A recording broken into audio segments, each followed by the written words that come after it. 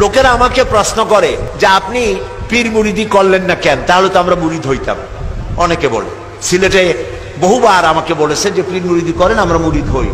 শুধু সিলেট না, বাংলাদেশের বহু জায়গায় বলেছে যে পীর মুরিদি করেন না কেন। আমি করতেও পারি, কারণ আমার আব্বা এবং আমার চাচা দুজনই ফুরফুরার হযরত মাওলানা আবু বকর সিদ্দিকী রহমতুল্লাহ আলাইহির খলিফা ছিলেন। হাজার হাজার মুরিদ তাদের আছে। কাজে পীর মুরিদি করলেন না কেন, আর এত ইসলামী দল থাকতে আপনি জামাত ইসলামী করেন কেন, এই প্রশ্ন করলো। তা আমি এই প্রশ্নের জবাব দিতে দিতে শেষ পর্যন্ত বই লিখলাম, আমি কেন জামাত ইসলামী করি। এটা একটি বই, 250 পৃষ্ঠার বই। এসব বইপত্র আপনাদেরকে সংগ্রহ করার তৌফিক দান করুন। ইসলামী আন্দোলনের সাথে শরীক না হলে আমরা পরিপূর্ণরূপে দিন কায়েম করতে পারবো না। এই জন্য কোরআন এর শাসন যদি চাই, তাহলে কোরআন প্রতিষ্ঠার আন্দোলন যারা করে তাদের সাথে আমাদেরকে একত্র হতে হবে। আল্লাহ যেন সেই তৌফিক আমাদেরকে দান করেন, আমরা বলি আমিন। যারা বিদেশে আছেন, আল্লাহ তাদেরকে সুস্থ রাখো, ভালো রাখো। আল্লাহ তাআলা তাদেরকে ঈমানের সাথে রাখো। আল্লাহ তাআলা তুমি দয়া করে তাদের প্রতি তাদের কামাই রুজিতে বরকত দান করে দাও। রব্বুল আলামিন, আমাদের প্রিয় জন্মভূমি বাংলাদেশের উপরে তোমার রহমত নাজিল করো। যারা এই দেশটাকে ক্রমান্বয়ে নৈরাজ্যের দিকে ঠেলে দিতে চায়, নানান রকমের অশান্তি সৃষ্টি করে দেশটাকে অশান্তির দিকে ঠেলে দিতে চায়, আল্লাহ তাআলা তুমি তাদের হাত থেকে দেশটাকে রক্ষা করো। যত যুবক এখানে এসেছে, আল্লাহ সব যুবকদের গুনাহ আল্লাহ তুমি দয়া করে মাফ করে দাও। আল্লাহ তাআলা যুবকদেরকে ইসলামী আন্দোলনের, কোরআনের শাসন প্রতিষ্ঠার আন্দোলনে শরীক হওয়ার তৌফিক দিয়ে দাও। বলতেছিলাম যে আমরা হচ্ছে এমন এক নবীর উম্মত যে তিনি এমন শক্তিশালী ছিলেন, তার দোয়া আল্লাহ তাআলা কবুল করেন। মুখ দিয়ে বলা লাগে না, মনে মনে দোয়া করলেও আল্লাহ কবুল করে। সুবহানাল্লাহ বলেন। প্রিয় ভাই সব, নবীজি মক্কা থেকে মদিনা শরীফ চলে গিয়েছিলেন, নামাজ পড়তেছিলেন বাইতুল মুকাদ্দাসের দিকে ফিরে, কিন্তু মন বলতেছিল যদি আল্লাহ তাআলা আমাকে মক্কার দিকে ফিরে নামাজ পড়তে বলতেন তাহলে বড্ড খুশি হতাম। এজন্য তিনি হাত তোলেন না, এজন্য তিনি মুখ দিয়েও বলেন না, মনে মনে চিন্তা করেন জিবরাইল যদি আসতো। একদিন তিনি জোহরের নামাজ পড়ছেন, 2 রাকাত পড়া হয়ে গেছে, তাশাহুদ পড়তেছিলেন, এমন সময় জিবরাইল নাজিল হয়ে গেল। আল্লাহ তাআলা ওহী নাজিল করলেন, কাদ নারা তাকাল্লুবা ওয়াজহিকা ফিস সামা। নবী হে, আমি লক্ষ্য করেছি আপনি বারবার আমার আকাশের দিকে তাকাচ্ছেন। আপনার মনের ইচ্ছা আপনি কাবার দিকে, মক্কার দিকে ফিরে নামাজ পড়বেন। আপনার ইরাদা পুরা হয়ে গেছে, নামাজের বাকি অংশ মক্কার দিকে ফিরে আদায় করুন। সুবহানাল্লাহ। দেখছেন অবস্থা? মুখ দিয়ে বলা লাগে না, মনে ইরাদা করতে দেরি, দোয়া কবুল হতে দেরি নাই। হাদিস শরীফ এসেছে, রাসূলের কাছে হযরতে আবু হুরায়রা রাদিয়াল্লাহু তাআলা আনহু, তিনি রাতের বেলায় এসে কাঁদতেছিলেন রাসূলের সামনে। রাসূল প্রশ্ন করলেন, আবু হুরায়রা এত রাতে তুমি কাঁদো কেন? তিনি বললেন, আমার মা আমাকে মেরেছে। তো মা তোমাকে মারলো কেন? তুমি কি কোনো বেয়াদবি করছো? না, বেয়াদবি করি নাই। তো মারলো কেন? হযরত আবু হুরায়রা বলেন, ইয়া রাসূলুল্লাহ, আপনার দরবার থেকে ফিরতে বাড়িতে দেরি হয়েছিল। আমার মা আমাকে জিজ্ঞেস করলো, এত রাত কোথায় ছিলি? আমি আপনার নাম বললাম। আমার মা কাফের, মুশরিকা, মুসলমান হয় নাই। আপনার নাম শুনে আমার মায়ের গায়ে আগুন জ্বলে গেল। আমার মা আমাকে মারা শুরু করে দিল আর বলল, হয় আমার বাড়ি ছাড়বি, আর না হয় মুহাম্মদ সাল্লাল্লাহু আলাইহি সাল্লামের বাড়ি ছাড়বি। আমি বললাম, মা, তোমার হাতে যত শক্তি আছে সব শক্তি দিয়া তুমি আমারে পিটাও, মারো, আমি তোমার বাড়ি ছাড়তে পারি, কিন্তু আল্লাহর নবী মুহাম্মদুর রাসূলুল্লাহর কদম মোবারক ছাড়তে পারি না। আমার মা আমাকে গলায় ধাক্কা দিয়ে বের করে দিল। রাসূলুল্লাহ বললেন, তোমার মা তোমারে মারছে, তাই তুমি আমার কাছে নালিশ করছো? কয় যে নালিশ না হুজুর। কি? হযরত আবু হুরায়রা বললেন, হুজুর আমি জানি আল্লাহ রাসূল যদি আল্লাহর কাছে হাত উঠায় আল্লাহ দোয়া কবুল করেন। আপনি শুধু একটু দোয়া করেন আল্লাহ যেন আমার মায়ের হেদায়েত করে দেয়। নবীজি হাত তুললেন, নবীজি বললেন, আল্লাহুম্মা ইহদি উম্মা আবি হুরায়রা, আয় আল্লাহ আবু হুরায়রার মাকে তুমি হেদায়েত নসিব করো। এই দোয়া তিনি করতেছিলেন। হযরতে আবু হুরায়রা রাসূলকে দোয়া করতে দেখে দৌড় দিলেন। দৌড়াতে দৌড়াতে তিনি যাচ্ছেন, পিছন থেকে কয়েকজন সাহাবী তার জামা টেনে ধরেছেন, বলে দৌড়াও কেন? হযরত আবু হুরায়রা বলেন, আমার জামা ছেড়ে দাও, আমাকে দৌড়াতে দাও, আমি দৌড়াইয়া বাড়ি যেয়ে দেখতে চাই। আমি আগে দৌড়াইয়া বাড়ি গেলাম, না আমি দৌড়ে যাওয়ার আগে রাসূলুল্লাহর দোয়া আমার বাড়ি গেছে সেটা আমি দেখতে চাই। হযরত আবু হুরায়রা ঘরের কাছে গিয়ে দরজায় গিয়ে নক করেছেন। ভিতর থেকে আওয়াজ এলো, কে? তিনি বললেন, মা আমি তোমার ছেলে কলিজার টুকরা আবু হুরায়রা ফিরে এসেছি। মা বললেন, বাবু আব্বু অপেক্ষা করো, আমি তোমার জন্য দরজা খুলতেছি। হযরত আবু হুরায়রা বলেন, আমার মায়ের গলার আওয়াজের ভিতরে কুফরি আর শিরকিয়াতের কর্কশতা পেলাম না। মায়ের গলার আওয়াজ শুনে আমার কাছে মনে হলো আমি বাড়ি আসার অনেক আগে আল্লাহর নবীর দোয়া আল্লাহর আরশে পৌঁছে গেছে। মা চলে এলেন। বুড়ি মা তার মাথার চুলগুলি সাদা, গোসল করে এসেছেন, মাথা থেকে পানি টপ টপ করে পড়তেছে। মা আমারে বলল, বাবা আমি তোমাকে মারার পর খুব দুশ্চিন্তায় পড়েছিলাম, কেন মারলাম আমার এই ছেলেটারে? আহারে মারলাম কেন? সে তো কোনো খারাপ জায়গায় যায় নাই। মুহাম্মদ সাল্লাল্লাহু আলাইহি ওয়াসাল্লামের মতো ভালো মানুষ তো জীবনে নামও শুনি নাই, তার কাছে গেছে মারলাম কেন? আমি খুব ভুল করছি, আমি গোসল করেছি, তুমি আমাকে নিয়ে চলো রাসূলুল্লাহর দরবারে। হযরত আবু হুরায়রা বলেন, মাকে নিয়ে আল্লাহর নবীর দরবারে চলে গেলাম। নবীজিকে দেখে বুড়ি মা আমার পড়লেন, লা ইলাহা ইল্লাল্লাহু মুহাম্মাদুর রাসূলুল্লাহ। নবী করিম সাল্লাল্লাহু আলাইহি ওয়াসাল্লাম যুদ্ধ করে ইসলাম প্রচার করেন নাই, ইমানের দাওয়াত দিয়ে ইসলাম প্রচার করেছেন। এই যে ওহদ, বদর, খন্দক যত যুদ্ধ হয়েছে সব ছিল ডিফেন্সিভ, আক্রান্ত হয়েছে প্রতিরোধ করেছেন। গায়ে পড়ে কারোর সাথে তিনি যুদ্ধ করেন নাই, সুবহানাল্লাহ বলেন, গায়ে পড়ে যুদ্ধ করেন নাই। সুতরাং নবী করিম সাল্লাল্লাহু আলাইহি ওয়াসাল্লাম এই ইমানের দাওয়াত দিয়া ইল্লাল্লাযিনা আমানু ওয়া আমিলুস সালিহাত, ইমানের দাওয়াত দিলেন, আমলে সালের দাওয়াত দিলেন, হকের দাওয়াত দিলেন, মার খায় সবর ইখতিয়ার করলেন। এরপর একটা রাষ্ট্র কায়েম হয়ে গেল। রাসূলুল্লাহ মক্কা থেকে মদিনায় আসলেন, রাষ্ট্র কায়েম করলেন, এবার রাসূলুল্লাহ প্রেসিডেন্ট হলেন, সুবহানাল্লাহ বলেন। আমাদের বাংলাদেশের পরিধি হলো ৫৬,০০০ বর্গ মাইল, আর রাসূলুল্লাহ যে দেশের প্রেসিডেন্ট ছিলেন এই দেশটা হলো ১২.৫ লক্ষ বর্গ মাইল। এই বিশাল দেশের রাষ্ট্রপতি রাসূলুল্লাহ। এখন তিনি সংবিধান দিলেন কোরআন দিয়া। কি দিয়ে সংবিধান দিলেন বলে? এটার নাম কনস্টিটিউশন, এটা সংবিধান।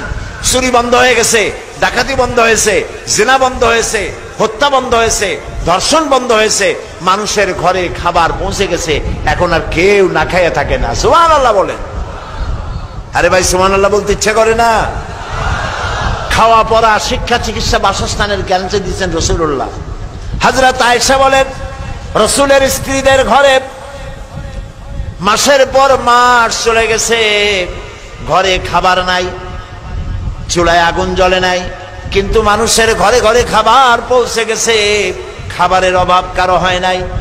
বৃদ্ধরা ভাতা পেয়েছেন, বয়স্করা ভাতা পেয়েছেন, শিশুরা দুধের পয়সা পেয়েছে, মা পয়সা পেয়েছেন, ঘরের দরজা খুলে সুযোগ পেয়ে গেছে লোকেরা ঘুমাবার। আল্লাহ তাআলা বলছেন ইসলামের যখন বিজয় আসবে, ইযা জা নাসরুল্লাহি ওয়াল ফাতহু ওয়া রাআইতান নাসা ইয়াদখুলুনা ফি দীনিল্লাহি আফওয়াজা, যখন দেখতে পাবে ইসলামের বিজয় এসেছে, তখন চতুর্দিক থেকে লোকেরা দলে দলে ইসলামে গ্রহণ করবে, ইসলামে প্রবেশ করবে। তাই হলো, চতুর্দিক থেকে মুসলমানরা আসতে লাগলো। রাসূলুল্লাহর ইন্তেকালের আগ মুহূর্তে দেখা গেল পুরা জাজিরাতুল আরবের মধ্যে আর কাফের ছিল না, সব পড়েছে। পড়েন আমার সাথে, লা ইলাহা ইল্লাল্লাহু মুহাম্মাদুর রাসূলুল্লাহ। তখন যারা ক্ষমতায় ছিলেন, ক্ষমতায় থেকে রাষ্ট্রের মাল তারা পেট ভরতেন না। এখন তো দেখা যায় দেশে দেশে যারা ক্ষমতায় যায় আখের গুছায়। যেমন দেখেন এই যে টিয়ারের গম আসে, কাবিখার গম আসে, অবকাঠামো নির্মাণের জন্য টাকা আসে, সবগুলি টাকা যদি রাস্তায় খরচ করা হইতো, বিল্ডিং এ খরচ করা হইতো, পুল কালভার্টে খরচ করা হইতো, তাহলে স্বাধীনতার পর এই ৩২ বছরে বাংলাদেশে এমন কোন একটা রাস্তা থাকতো না যে রাস্তায় নতুন করে একটা ইট দেওয়া লাগে। এই কথা সত্য না মিথ্যা বলেন? এটা মিথ্যা না সত্য বলেন? তাহলে আজ দেখা যাচ্ছে মানুষের চরিত্র নাই, ওই ইমানের অভাব ঘটেছে। হযরত ওমর রাদিয়াল্লাহু তাআলা আনহু, মুসলিম জাহানের খলিফা, রাষ্ট্রপ্রধান, প্রেসিডেন্ট, তিনি বলছেন যে আমার ক্ষমতার সময় যদি ফোরাতের কূলে একটি কুকুর ছানাও যদি না খেয়ে মারা যায়, আমি ওমরকে আল্লাহর দরবারে কিয়ামতে আসামি হতে হবে, সুবহানাল্লাহ বলেন। হযরত ওমর রাতের বেলায় সবাই ঘুমাচ্ছেন, হযরত ওমরের ঘুম নাই, তিনি ঘুম থেকে জেগে রাত্রির বেলায় ঘুরে ঘুরে বেড়াচ্ছেন কে কি অবস্থায় আছে। ঘুরতে ঘুরতে দেখেন একটা তাঁবুর মধ্যেই আলো জ্বলতেছে আর কান্নার আওয়াজ। আস্তে করে কাছে গেছেন, যে দেখেন একটা মেয়ে লোক কি জন্য রান্না করতেছে আর বাচ্চাগুলি পাশে বসে কান্দে। তিনি ভিতরে ঢুকে বললেন, আচ্ছা মহিলা, তুমি এত রাত করে রান্না করতেছো কেন? এই বাচ্চাগুলি ক্ষুধায় কাঁদতেছে, যদি তুমি সন্ধ্যা রাত্রে রাঁধতে তাহলে তার অসুবিধা হতো না। মেয়ে লোকটি বলছে, পথিক, আমি তো তোমারে চিনি না, তুমি তো আমার এইভাবে শাসন করতে পারো না। এই যে বাচ্চা ছেলেমেয়েগুলি আর আমরা মদিনার লোক না, পার্শ্ববর্তী দেশ থেকে আসছি মদিনা গভর্নমেন্টের কাছ থেকে সাহায্য নেওয়ার জন্য। ভিড়ের কারণে খলিফার কাছে যাইতে পারি নাই। আমার ছেলেগুলি 2-3 দিন না খাওয়া, আর এই যে হাড়ি, ওর মধ্যে কোনো গোশত না, পানি আর পাথর দিয়ে নাড়াচাড়া করতেছি যাতে বাচ্চারা বোঝে যে গোশত রান্না করতেছি। বলেছি যে একটু অপেক্ষা করো, রান্না হইলে খাইতে পারবা। কিন্তু বাচ্চাগুলি এত ক্ষুধার্ত, কোন রকমেই তারা আমার কথা শুনতে চাচ্ছে না, কাঁদতেছে। হযরত ওমর বলেন, এটা শুনে আমার মনে হলো যে আমার পায়ের তলা থেকে মাটি খসে যাচ্ছে। হযরত ওমর বললেন, মা তুমি একটু অপেক্ষা করো, দেখি আমি তোমার কোনো উপকার করতে পারি কিনা।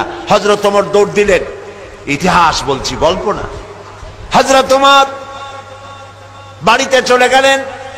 বৃদ্ধ হযরত আসনামকে ডাকলেন, বললেন, আসনাম, বস্তা নিয়ে আসো, বাইতুল মালের দরজা খোলো, বস্তার ভিতরে আটা ঢুকাও, পেঁয়াজ ঢুকাও, তরি তরকারি ঢুকাও। ঢুকাবার পরে বললেন, বস্তা বন্দি করে দাও। বস্তা বান্ধা হলো। হযরত ওমর বলেন, আসনাম রে, এবার এই বস্তাটা আমার মাথার উপরে উঠায়া দাও। হযরত আসনাম বলছেন, আমিরুল মুমিনিন, এই বস্তা বহন করার জন্য আমি খাদেম তো উপস্থিত আছি। হযরত ওমর বললেন, না, আজকের বোঝা আমার মাথায় উঠাও, কারণ কিয়ামতে তোমাকে আসামি বানানো হবে না। যে দৃশ্য আমি দেখে এসেছি কিয়ামতের দিন, এর জন্য আল্লাহ আমাকে আসামি বানাবেন। আমার বোঝা আমার মাথায় উঠাও। আটার বস্তা মাথায় নিয়ে হযরত ওমর দৌড়তে লাগলেন। অর্ধেকটা পৃথিবীর প্রেসিডেন্ট হযরত ওমর আটার বস্তা মাথায় নিয়ে দৌড়াচ্ছেন। তাঁবুর কাছে গিয়ে বস্তা ফালালেন। বস্তা খুলে আটা বের করে বললেন, মা রুটি বানাও। নিজে তরকারি কুটলেন, রান্না হয়ে গেল। তিনি বললেন, বাচ্চাদের আমি খাওয়াই, তুমি তোমার মতো খাও। 2 বাচ্চা 2 উরুতে নিয়ে হযরত ওমর বাচ্চাদেরকে রুটি খাওয়াচ্ছেন। মহিলাটি লক্ষ্য করে দেখলেন যে হযরত ওমর রাদিয়াল্লাহু তাআলা আনহু বাচ্চাদের খাওয়াচ্ছেন আর তার চোখ দিয়ে পানি পড়তেছে, দাড়ি ভিজে ভিজে পড়ছে। মহিলা বললেন, পথিক, তুমি যে কে আমি তো তোমারে চিনি না, তবে আমার মনে হয় এই দেশের বাদশা ওমর না হইয়া তোমার মতো মানুষ যদি বাদশা হইতো তাহলে আমাদের কপাল বোধে আরো ভালো হইতো। হযরত ওমর এই রাতের বেলায় মহিলার কাছে নিজের পরিচয় দিয়ে বাহাবা দিতে চাইলেন না।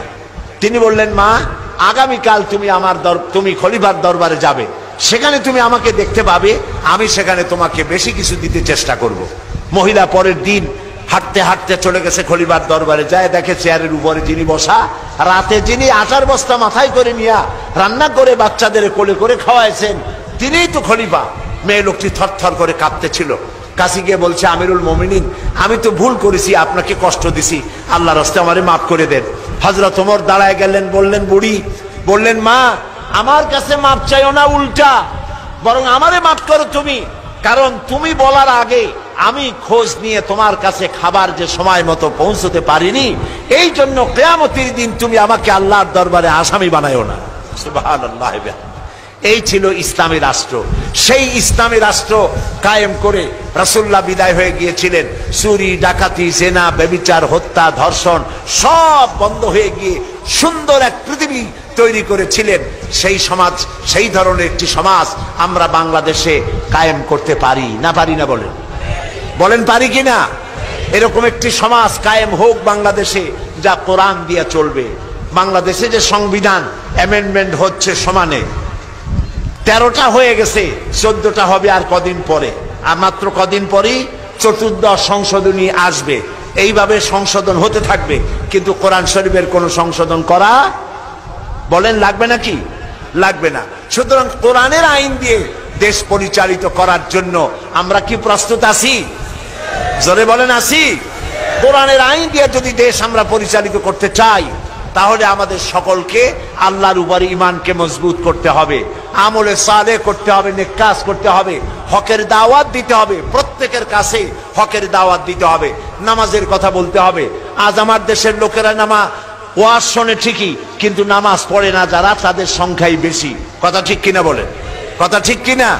5 ওয়াক্ত নামাজ যদি কেউ ছেড়ে দেয়, নামাজ যে পড়ে না, তার তো ঈমান নষ্ট হয়ে গেল। রাসূলুল্লাহ বলেছেন, লা দীনা লিমান লা সালাতা লাহু, যার কাছে নামাজ নাই তার কাছে দ্বীন নাই, ঈমান নাই, চরিত্র নাই।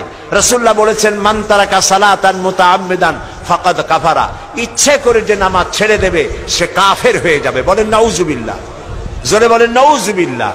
কিয়ামতের দিন সর্বপ্রথম প্রশ্ন হবে নামাজের, নামাজ পড়েছো কিনা। নামাজ কবুল, সব নেক আমল কবুল। নামাজ কবুল হবে না, কোনোটাই কবুল হবে না। 5 ওয়াক্ত নামাজ জীবনে আর ছাড়বো না, এই ওয়াদা কি আমরা করতে পারি? পারবো ওয়াদা করতে? 2 হাত উঁচু করেন সবাই, সকলে 2 হাত উঁচু করুন।